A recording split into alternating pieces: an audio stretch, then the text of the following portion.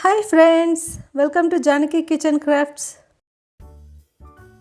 Carrot halwa ఇది ఎంత డెలిషియస్గా ఉంటుంది అంటే చేసి తిన్న తర్వాత చూడాల్సిందే.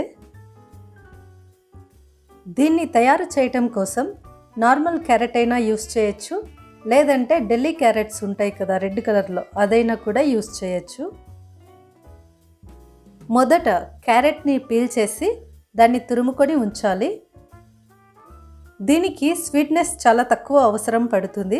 2 కప్పుల క్యారెట్ తురుముకి 3/4 కప్పు షుగర్ని కొలిచి ఉంచాలి. ఇక్కడ స్పెషల్ అండ్ సీక్రెట్ ఏంటంటే చెక్క లవంగాలు కూడా ఇక్కడ యాడ్ చేస్తున్నాం. వీటిని చివర్లో తీసేసేయచ్చు. వీటిని వేయటం వల్ల క్యారెట్ హల్వాలో ఒక స్పెషల్ డిఫరెంట్ టేస్ట్ ఉంటుంది. ఒకసారి ఇలా వేసి చేసిన తర్వాత నెక్స్ట్ టైం నుంచి ఇలాగే ప్రిఫర్ చేసి కుక్ చేస్తాం. ఎవరైనా కొత్తగా కుక్ చేస్తూ ఉంటే వెయ్యాలా వద్దా అనే డౌట్ ఉంటే సగం క్వాంటిటీ వేసి చెక్ చేయండి. నచ్చితే నెక్స్ట్ టైం వేసుకోవచ్చు. మొదట డ్రై ఫ్రూట్ నట్స్ వేయించి పక్కన ఉంచుకోవాలి. తర్వాత గోళంలో కాస్త నెయ్యి యాడ్ చేసుకొని అందులోనే 2 చెక్క 5-6 లవంగాలు వేసుకొని తర్వాత క్యారెట్ తురుముని ఇందులో వేసి పచ్చివాసన పోయేంత వరకు బాగా వేయించాలి.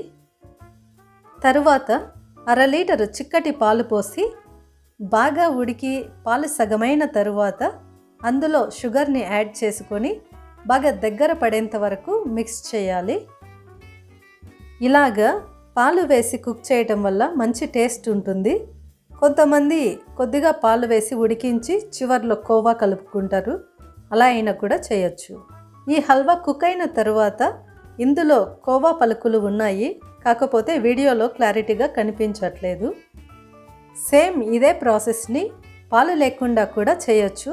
అది కూడా ఒక డిఫరెంట్ కైండ్ ఆఫ్ టేస్ట్ బాగుంటుంది.